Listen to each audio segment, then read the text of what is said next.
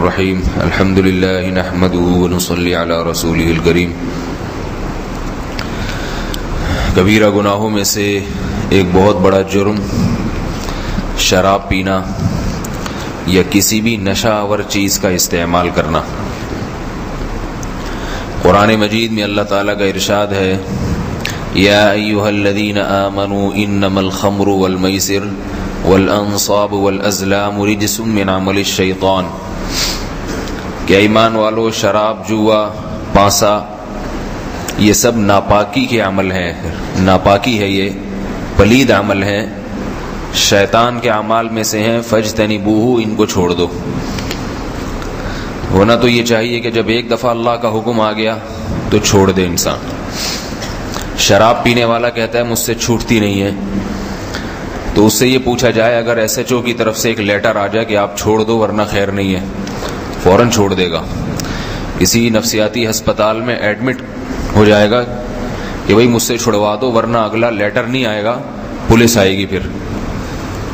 تو اللہ نے کتنے پیارے انداز سے یا ایھا الذین آمنو، اے لوگو جو مجھ پر ایمان لائے ہو۔ ڈی ایس پی سے، ایس ایچ او سے تو ڈرتے ہو، مجھ سے بھی ڈرتے ہو اور مجھ پر بھی ایمان رکھتے ہو، میں ان کو کہہ رہا ہوں۔ کافر کو نہیں اللہ نے کہا شراب چھوڑو، کافر کو نہیں، تبھی کافر کو شراب پینے کی اجازت ہے اسلامی مملکت میں۔ اسلامی مملکت میں کوئی کافر شراب پیتے ہوئے پکڑا جائے کوئی سزا نہیں ہے اگر چار دیواری کے اندر ہے، لیکن مسلمان چار دیواری کے اندر پی کے اور باہر دریافت ہو گیا، کیونکہ اب چار دیواری میں کوئی گھسیں گے تو نہیں نا کسی کو دیکھنے کے لیے، لیکن پتہ چل گیا کہ اس نے پی ہے شراب، پھر اسلام میں اس کی سزا ہے چوک پہ کھڑا کر کے اس کو 80 کوڑے مارے جائیں، چوک پہ کھڑا کر کے سب کے سامنے، اس لیے تاکہ دوسروں کو عبرت حاصل۔ شراب پینے والے اکثر یہ بھی کہتے ہیں کہ اس سے دماغی سکون ملتا ہے، فائدہ ہوتا ہے، آج کل ٹینشن کا دور ہے، اتنی پریشانیاں ہیں، تو اگر تھوڑی سی کوئی پی لے اور تھوڑا سا ریلیکس ہو جائے تو اس میں کیا جا رہا ہے۔ تو یہ بھی پرانا سوال ہے، نیا سوال نہیں ہے۔ رسول اللہ صلی اللہ علیہ وسلم سے بھی یہ کہا گیا تھا کہ بھئی اس میں کچھ فائدے بھی تو ہیں، تو اللہ نے اس کا جواب، بڑا بہترین جواب قرآن مجید میں نازل کیا، یسألونک عن الخمر، کہ یہ شراب کے بارے میں آپ سے پوچھتے ہیں، قل فیہما اثم کبیر ومنافع للناس، ان کو بتا دیجئے اس میں بہت بڑا جرم ہے، گناہ ہے، اور کچھ فائدے بھی ہیں، وَإِثْمُهُمَا أَكْبَرُ مِن نَّفْعِهِمَا، لیکن ان کا گناہ ان کے فائدوں سے بڑھ کر ہے۔ گناہ زیادہ ہے، فائدے کم ہیں۔ فائدے یہی ہے کہ تھوڑی دیر کے لیے تھوڑا دماغ میں مستی آ جائے گی، تھوڑا سا ریلیکس ہو جائے گا اور غم بھول جائے گا سارے۔ وہ الگ بات ہے کئیوں کو غم میں ڈال دیتا ہے باستہ شراب پینے والا، گولی مار دیتا ہے، چاقو مار دیتا ہے اور سر پھاڑ دیتا ہے، بیویوں کو طلاقیں بھی دے دیتے ہیں بہت سے۔ تو لیکن اس کا جو جرم ہے، اللہ فرماتے ہیں یہ گناہ جو ہے یہ اس کا فائدے سے بڑھ کر ہے، لہذا فائدے نہ دیکھو، اس کے جرم اور اس کے گناہ کو دیکھو۔ رسول اللہ صلی اللہ علیہ وسلم نے ارشاد فرمایا، ان علی اللہ عہدا من یشرب المسکر ان یسقیہ من طینۃ الخبال، کہ نبی علیہ السلام نے فرمایا اللہ کے اوپر یہ بات لازم ہے کہ جو بھی کوئی نشہ آور چیز پیے گا، کوئی بھی نشہ آور چیز، چاہے وہ شراب ہو، چاہے ہیروئن ہو، چرس ہو، یہ سب نشے کی چیزیں ہیں، کوئی بھی ایسی چیز پیے گا نشے کی چیز، تو اللہ پر یہ بات لازم ہے کہ اس کو طینۃ خبال میں سے پلائیں گے۔ صحابہ نے پوچھا یہ طینۃ خبال کیا چیز ہے؟ آپ نے فرمایا عرق اہل النار، اہل جہنم کی پیپ اور اہل جہنم کا پسینہ۔ اللہ کہیں گے تو نے دنیا میں گندی چیز پی ہے تو آخرت میں بھی تجھے میں گندی چیز ہی پلاؤں گا۔ اچھی چیزیں، حلال چیزیں، پاکیزہ چیزیں اگر پیتا تو آخرت میں بھی میں تجھے پاکیزہ چیزیں پلاتا۔ اتنا بڑا جرم ہے یہ، دوسرے کے بارے میں نہیں سوچنا چاہیے۔ کوئی اگر محلے میں، معاشرے میں شراب پیتا ہے، اس کو بارے میں، اس کا معاملہ اللہ پہ چھوڑ دیں، اپنے بارے میں کہ بھئی مجھے اللہ اس برائی سے بچائے۔ ہمارے ساتھ مسئلہ یہ ہے نا کہ ہم جب کوئی برائی سنتے ہیں تو اپنے بارے میں فکر کرنے کے بجائے اس دوسرے کے پیچھے پڑ جاتے ہیں، اچھا وہ اتنا خراب ہے، وہ تو ابھی آج پتہ چلا وہ تو بہت ہی برا آدمی ہے۔ تو اپنے بارے میں سوچنا، اپنے اور اپنی آل اولاد کے بارے میں فکر کرنا ضروری ہے۔ اور ابو داؤد کی صحیح حدیث ہے، رسول اللہ صلی اللہ علیہ وسلم نے فرمایا من شرب الخمر فجلدوہ، جو شخص شراب پیے اسے کوڑے مارو. فإن عاد فجلدوہ، دوبارہ اگر پیے، ایک دفعہ کوڑے مارے نہیں چھوڑتا، دوبارہ پیے فجلدوہ، پھر کوڑے مارو اس کو چوک میں کھڑا کر کے.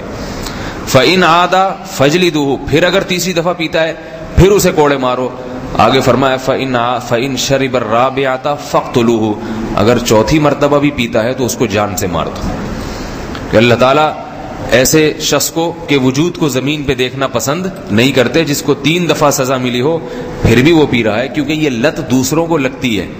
ایک پیے گا اور سڑک پہ گھومے گا، اسے دیکھ کے دوسرا بھی پیے گا. نوجوانوں میں آج دیکھیں، دیکھا دیکھی یہ شراب کی بیماری پھیل رہی ہے، ایک دوسرے کو دیکھ دیکھ. ہمیں یاد ہے ہمارے بچپن میں کوئی بھی شرابی نظر نہیں آتا تھا، کوئی بھی نہیں، کبھی ہم نے دیکھا نہیں کہ کوئی کسی نے شراب پی ہو.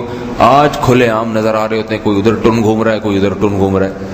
کچھ دن پہلے ایک ڈاکٹر کو دیکھا، ایک دم اسپیڈ میں گاڑی میں آیا اور کسی کا ہوش ہی نہیں، کوئی بچہ راستے میں آ جائے، کوئی کسی کو ٹکر ہو جائے، ایک دم ایک گٹر کے پاس جو ہے نا گاڑی بریک لگائی جیسے پتہ نہیں کیا ہے. وہ ٹن تھے، پی کے ڈرائیونگ کر رہے تھے، تو ایک بہت بڑا پتھر جو کسی سے اٹھ نہیں رہا تھا، بلا وجہ اس پتھر کو اٹھا کے سڑک کے کنارے پہ پھینکا اور غصے ہوئے لوگوں پہ کس نے یہاں پتھر پھینکا ہوا ہے. لوگ بھی حیران ہے ڈاکٹر صاحب کو کیا ہو گیا، کس قسم کی باتیں کر رہے ہیں. پھر ایک دم بھاگ گئے. تو وہ پی کے چلے ہوئے تھے اور اب یہ تو اللہ نے بچا لیا، ورنہ جو ان کی اسپیڈ تھی اس سے لگ رہا تھا کہ 8-10 کو درمیان. ویسے ہی ڈاکٹروں نے بہت سو کو قبرستان بھیجا ہوا ہوتا ہے، اس طرح سے بھی 15-20 کو یہ پیل دیں گے راستے میں. تو آدمی کا دماغ ہی ٹھکانے نہیں رہتا. اور یہ بھی یاد رکھیے کہ بعض لوگ یہ کہتے ہیں کہ ہمیں شراب سے نشہ نہیں ہوتا، عادی ہو گئے ہیں. تو اللہ کے رسول صلی اللہ علیہ وسلم نے فرمایا ما اسکرا کثیرہ فقلیلہ حرام، جس کو زیادہ پینے سے جس چیز کے نشہ ہوتا ہے اس کا ایک قطرہ بھی حرام ہے. نشہ ہو یا نہ ہو، شراب کو اللہ تعالیٰ نے حرام قرار دے دیا. وہ تو ہیروئن بھی جس کو عادت ہو جاتی ہے نا، اس کو ہیروئن سے بھی کچھ نہیں ہوتا، لیکن اس کا یہ مطلب نہیں ہے کہ وہ حلال ہو گئی. تو حرام چیز حرام ہے، چاہے ایک قطرہ ہو چاہے وہ زیادہ ہو. ایک اور حدیث میں ہے کہ آپ صلی اللہ علیہ وسلم نے فرمایا اللہ نے جنت حرام کر دی ہے. ان میں کچھ لوگوں کے نام لیے کہ فلاں پہ فلاں پہ، اور اس میں ایک ذکر کیا مدمن الخمر، کثرت سے شراب پینے والا، جس کو عادت پڑ جائے شراب کی، اس پہ بھی اللہ نے جنت کو حرام قرار دے دی. تو بھائی اس برائی سے بچنے کی کوشش کرنی چاہیے. البتہ یہ جو حدیث ہے کہ جو شراب پیے اسے کوڑے مارو، پھر کوڑے مارو، پھر کوڑے مارو، نہیں باز آتا قتل کر دو، تو یہ حکومت کے لیے ہے، عوام کے لیے نہیں ہے. پتہ چلا آپ نے کوئی شرابی دیکھا، لا کے اس کو کوڑے لگانا شروع کر دیے. اس کی شرعاً اجازت نہیں ہے کہ ایک عام آدمی تعزیر جاری کرے. عام آدمی اپنی اولاد پہ تعزیر جاری کر سکتا ہے، اپنے بیوی بچوں کو سزا دے سکتا ہے، محلے پڑوس کے لوگوں کو سزا نہیں دے سکتا. کوئی ہے تو اس کے لیے دعا کرے، انسان تبلیغ کرے، اس کو اچھے طریقے سے دین پہ لانے کی کوشش کرے. تو یہ حکومت کا کام ہے کوڑے لگانا یا اس کو، اور حکومت تو خود شراب پیتی ہے، وہ کیوں کوڑے لگائے گا؟ ہمارے حکومت سے یہ ہے کہ وہ کوڑے لگائیں گے. سب سے پہلے تو ان کے اپنے لگنا شروع ہو جائیں گے. وہ کسی نے ایک دفعہ ایک کارٹون بنایا اخبار میں کہ پاکستانی حکومت نے اعلان کیا ہے کہ چور کا ہاتھ کاٹا جائے گا، اسلامی حکومت نافذ ہو گئی. اور یہ اعلان کیا تھا اصل میں ایک وزیر اعظم تھے، اس نے اعلان کیا تھا پاکستان میں کہ چور کا ہم بھی ہاتھ کاٹیں گے. تو اگلے دن اخبار میں کارٹون آیا، انہی وزیر اعظم کے دونوں ہاتھ کٹے ہوئے ہیں. سب سے پہلے انہی کے دونوں کٹ گئے ہاتھ. تو حکومت سے تو یہ توقع نہیں کی جا سکتی کہ یہ کسی کو سزا دیں گے. تو بس اب یہی ہے کہ کوئی پیتا ہے تو اس کے لیے خیر خواہی کی جائے، اس کے لیے دعا کی جائے، اس کو آرام سے سمجھایا جائے. اور گھر میں والد ہے، بھائی ہے، بڑا بھائی ہے، چھوٹے بھائی کو بڑے بھائی پہ کنٹرول نہیں ہوتا، لیکن بڑے کو چھوٹے پہ ہوتا ہے. تو چھوٹا بھائی اگر پیتا ہے تو بڑا بھائی اس کی سرزنش کرے، اس کو کچھ سزا دے. باپ ہے وہ اپنی اولاد کی خبرگیری کرے کہ یہ کہیں شرابیوں میں تو نہیں بیٹھ رہا. شراب سے متعلق ایک اور مسئلہ بھی ہے کہ شراب ویسے بھی ناپاک ہے. تو اندازہ لگائیے جو چیز کپڑے پہ لگ جائے نماز نہیں ہوتی، وہ پیٹ میں اتارنے کی کیسے اجازت ہوگی؟ نبی علیہ السلام نے فرمایا آخر زمانے میں لوگ شراب کا نام بدل کے پینا شروع کر دیں گے. آج کل آ رہی ہے نا مختلف قسم کی چیزیں، تو وہ ایسے مشروب آ رہے ہیں، ایسے محلول آ رہے ہیں، شراب نہیں کہتے ان کو، مختلف نام رکھے ہوئے، تو کہتے ہیں یہ تو صرف دماغ کو تھوڑا سا ریلیکس کرنے کے لیے، اور وہ ریلیکس کے بہانے جو ہے پیتے چلے جاتے ہیں۔ شراب میں ایک بڑا جرم یہ بھی ہے، دنیا میں جتنے بھی قوانین ہیں پوری دنیا میں، شراب پینے والے کو اگر نشے کی حالت میں کوئی جرم کرتا ہے تو وہ قابل معافی ہوتا ہے۔ اگر کوئی شراب پی کے کسی کو ٹکر لگا دی، یہ تو پیے ہوئے تھے، ٹن تھے، تو صاحب کو معاف کر دو، بھائی تھوڑی بہت سزا ہوتی ہے۔ قتل کر دیا تو بھائی چونکہ نشے میں تھا اس لیے قتل نہیں کیا جائے گا۔ اسلام میں شراب پی کے اگر کوئی جرم کرتا ہے تو قابل معافی نہیں۔ شراب پی کے کسی کو قتل کر دیا تو یہ نہیں کہہ سکتا میں تو دماغی مجھے پتہ ہی نہیں تھا میں نے جان سے مار دیا، اس کو قصاصاً جان سے مارا جائے گا۔ اگر اس نے شراب پی کے کسی کو جان سے مار دیا تو اس کو بھی جان سے مارا جائے۔ تو اسی طرح بہت سے لوگ شراب پی کے بیوی کو طلاق دے دیتے ہیں، شراب پی کے بیوی کو طلاق دے دیتے ہیں۔ اس میں ایک مسئلہ سن لیے کہ رسول اللہ صلی اللہ علیہ وسلم نے فرمایا لا طلاق ولا عتاق فی اغلاق، کہ نہ طلاق ہے نہ غلام کو آزاد کرنا ہے اغلاق میں۔ اغلاق کا مطلب جب دماغ انسان کا بند ہو جائے، بالکل اس کو پتہ ہی نہ ہو، جیسے سوتے میں کسی نے دے دی طلاق۔ تو اس سے بعض فقہا کہتے ہیں کہ شراب پینے والے کا بھی چونکہ دماغ حاضر نہیں ہوتا لہذا اس کی بیوی کو طلاق نہیں ہوتی۔ لیکن راجح قول اس میں یہ ہے، جس پہ فتویٰ دیا جاتا ہے، کہ شراب پینے والے کا دماغ اتنا غیر حاضر نہیں ہوتا کہ وہ اس کو کچھ ہوش ہی نہ ہو۔ ایک دفعہ میرے پاس فون آیا، میں ڈاکٹر صاحب کے پاس بیٹھا ہوا تھا، تو فون یہ آیا کہ ایک آدمی نے کہا بھائی میں نے شراب پی ہوئی تھی، بیوی کو کئی طلاقیں نکال دی ہیں زبان سے۔ تو میں نے اسے بولا کہ بھائی طلاق واقع ہو گئی ہے۔ اگر خود سے کوئی شراب پیے، کسی نے نشے کا انجیکشن لگا دیا پھر طلاق دی ہے تو نہیں ہوتی۔ تو میں نے اسے کہا کہ آپ نے خود شراب پی تھی؟ اس نے کہا کہ میں نے کہا ہو گئی ہے طلاق، مسئلہ یہی ہے۔ تو وہ کہنے کہ میں تو ہوش میں نہیں تھا، میں تو نشے میں تھا، میں تو یوں تھا۔ پھر لوگ جو جیسے کرتے ہیں، تو ڈاکٹر صاحب نے ایک بات کی، انہوں نے کہا کہ اس سے پوچھے کہ طلاق دینے والا جب بھی شراب پیتا ہے وہ اپنی بیوی ہی کو کیوں دیتا ہے، اپنی والدہ یا بہن یا کسی اجنبی عورت کو کیوں نہیں دیتا؟ اس کا مطلب ہے اسے ہوش ہوتا ہے کہ یہ بیگم ہے، اس پہ لگے گی، یہ والدہ ہے، اس پہ نہیں ہوتی۔ یہ سب ہوشیار ہوتے ہیں، سب پتہ ہوتا ہے کہ بیوی کو دینے۔ جتنے کیسز ہمارے پاس آئے ہیں نا طلاق دینے، شراب پی کے طلاق دینے والے کے، وہ سارے اپنی بیوی ہی کو دے رہے ہوتے ہیں۔ اس کا مطلب ہے اتنے پاگل ہوتے نہیں ہیں، بنتے ہیں زیادہ۔ تو یہ مسئلہ خوب یاد رکھیں، اگر کسی نے خود نشہ کیا، کتنا ہی ٹن گھوم رہا ہو نشے میں، اگر بیوی کو طلاق دے گا تو پھر طلاق واقع ہو جائے گی۔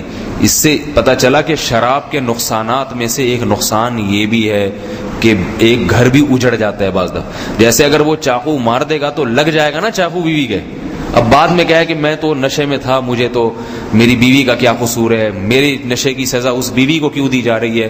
تو یہی کہا جائے گا بھائی دنیا میں تو اس کو سزا ملے گی، آخرت میں اللہ پھر انتقام لے لے گا۔ دنیا میں تو آپ ظلم کر کے بھی کسی کو ماریں تو وہ اثر تو ظاہر ہوگا اس۔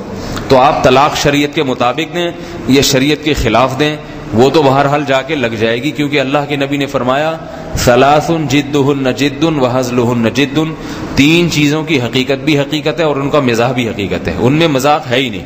ان میں ایک طلاق، نکاح اور غلام کو آزاد کرنا۔ تو طلاق میں بھی جو ہے نا مذاق نہیں ہوتا، وہ ہو جاتی ہے۔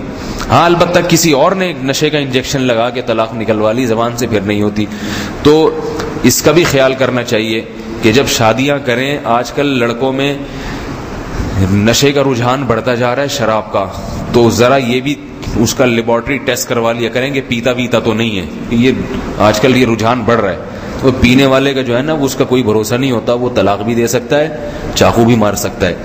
تو اللہ کے رسول صلی اللہ علیہ وسلم نے اس کو ناپسند کیا۔ ایک بس آخری بات بتا کے اپنی بات ختم کرتا ہوں۔ صحابہ کرام جو تھے یہ زمانے جاہلیت میں شراب کے عادی تھے اور بہت محنت سے شراب بنا کے پیتے تھے، انگور اور کھجور کی شراب، جو اعلیٰ قسم کی شرابیں ہیں، بہت محنت سے، بہت تیز نشے والی شرابیں پیتے تھے۔ تو اللہ نے جب یہ آیات نازل کی ہیں کہ اے ایمان والو شراب پلید چیز ہے، اس سے بچو، تو ایک لمحے میں چھوڑ دی انہوں نے۔ حدیث میں آتا ہے مدینہ کی گلیوں میں شراب ایسے بہتی تھی جیسے کوئی چشمہ یا نہر بہ رہی ہو، سب نے اپنے مٹکے الٹ دیے اور آپ صلی اللہ علیہ وسلم یہ بھی فرمایا کہ شراب کے برتنوں کو بھی توڑ دو، اس کو اپنے کسی دوسرے کام میں بھی نہ لے کر آؤ. جن برتنوں میں شراب رکھی جاتی تھی نا مخصوص، ان کو بھی توڑ دو. ان کو حالانکہ وہ مشکیزے تھے، دھو کے استعمال کیے جا سکتے تھے کھانے میں، پانی پینے کے لیے، لیکن نبی صلی اللہ علیہ وسلم نے کیا فرمایا؟ نہیں. کیوں؟ علماء نے اس کی حکمت بیان کی ہے کہ برتن یادگار ہوتا ہے، اسے دیکھ دیکھ کے گناہ کی یاد تازہ ہوگی، خیال آئے گا بھائی یہ بوتل تھی، یہ وسکی تھی، اور ایسے ڈھکن اس کا الٹتا تھا اور ایسے میں اس کو پیتا تھا. تو وہ مخصوص برتنوں سے بھی جو ہے نا یاد تازہ ہوتی ہے. تو اللہ کے نبی نے اس حدیث میں گویا ترغیب دے دی کہ جب کوئی گناہ سے توبہ کرو، چھوڑو، تو اس گناہ کی تمام یادگاریں ختم کر دو. شراب سے توبہ کر لی، بیٹھ اسی دکان پہ جا کے رہے جہاں سے روزانہ پیتا تھا، وہیں ٹھیے ٹھکانے لگ رہے ہیں، ٹھیک ہے نا. وہی بوتلیں گھر میں رکھی ہوئی ہیں، ان میں نورس ڈال کے پی رہا ہے. تو بھائی ان بوتلوں کو کیوں سجا کے رکھا ہوا ہے تو نے؟ یہ تو بار بار یاد تازہ ہوگی. انہی دوستوں سے تعلق ہے جن دوستوں کے ساتھ بیٹھ کے پیتا پلاتا تھا، وہی دوستوں سے تو پھر تو دوبارہ یاد آئے گی.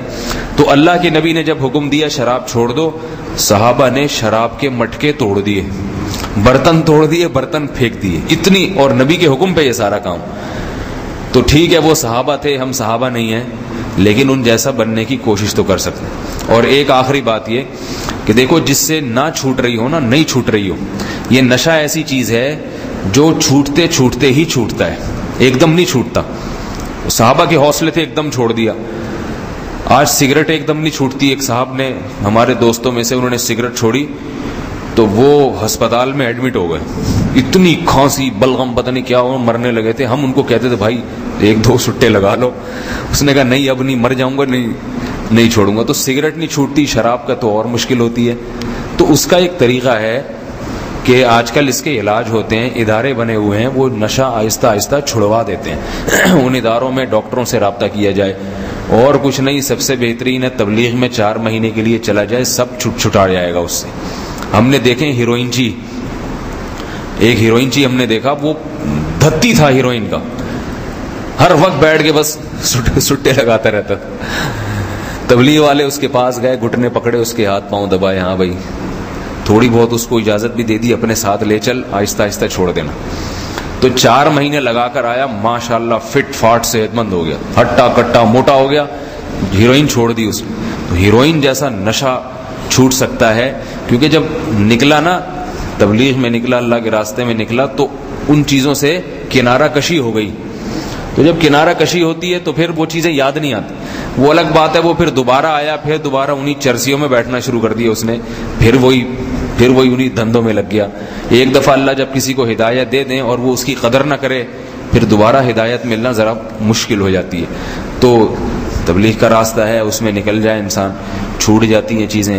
ورنہ ڈاکٹروں سے بھی رابطے میں رہے.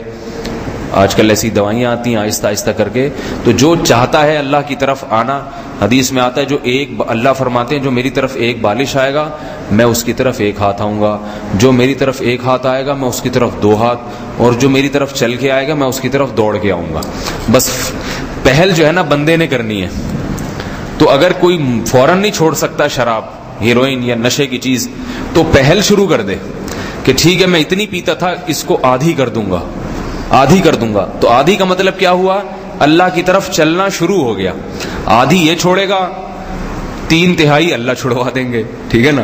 1/4 رہ جائے گا، وہ پھر جھاڑ پھونک سے، دم درود سے ہو جائے گا حساب کتاب. تو آنا شروع ہو جائے، ایک دفعہ قدم اللہ کی طرف بڑھا لے تو اللہ پھر خود بھی اس کو اپنی طرف کھینچ لیں گے. اللہ تعالیٰ اس لعنت سے ہم سب کی حفاظت فرمائے. سبحانک اللہم و بحمدک، نشہد ان لا الہ الا انت، نستغفرک و نتوب الیک.